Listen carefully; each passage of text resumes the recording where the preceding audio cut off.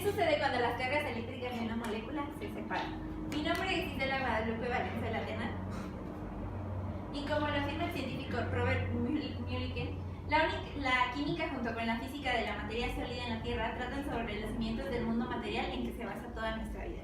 Bueno, ¿alguna vez se han preguntado por qué el agua tiene un punto de ebullición? Bueno, todo esto se debe gracias a la polaridad, y para entender la polaridad primero necesitamos definir qué es un átomo. Un átomo, como afirma el autor Julián Pérez Porto, es la partícula más pequeña de la cual se constituye un elemento. Es decir, un ejemplo es que cuando nosotros tenemos un pedacito de aluminio y lo partimos en todas las partes posibles, tenemos un átomo. Pero es importante recalcar que para tener un átomo debe tener todas las características físicas del aluminio. Es decir, que si nosotros tenemos un átomo de aluminio y lo partimos a la mitad, ya no vamos a tener aluminio. El átomo está constituido por electrones que están girando alrededor del núcleo. El electrón tiene carga negativa.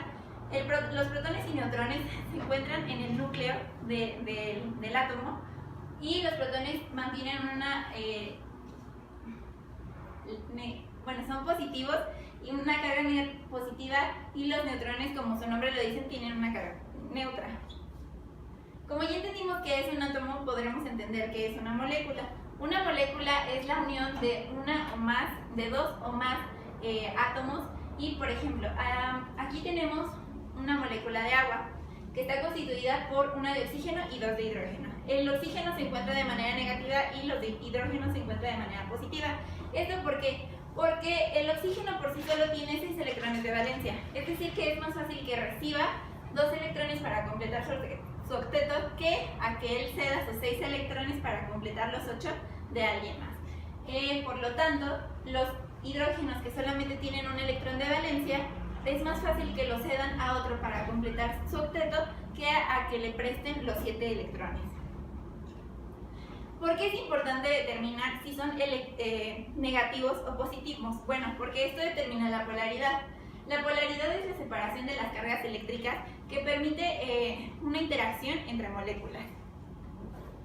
La polaridad determina muchas características físicas de una molécula y de un átomo.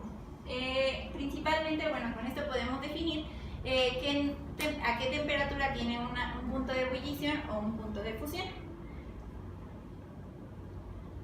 Los enlaces que se dan entre moléculas, entre átomos para formar una molécula, son 3 distintos, y el primero es el enlace iónico.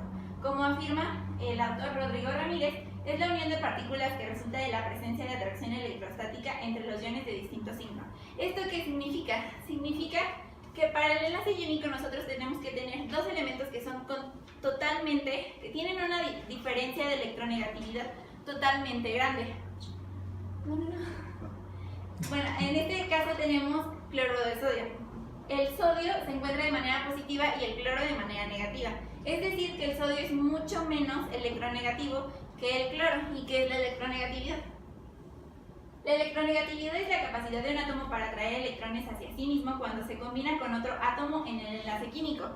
Nosotros podemos medir la electronegatividad mediante la tabla periódica. Si se encuentran en este punto de la tabla, significa que son mucho más electronegativos, y si se encuentran aquí, significa lo contrario, que son menos electronegativos. Es decir, que para tener un enlace iónico podemos tomar un elemento de esta parte con un elemento de esta parte para formar un enlace iónico. Otra manera de medir qué tipo de enlace tenemos es la geometría molecular, que esto significa, no es nada más que la distribución espacial que tienen los átomos, completar los 8 electrones de valencia. Es decir, nosotros tenemos un carbono y tenemos 4 hidrógenos.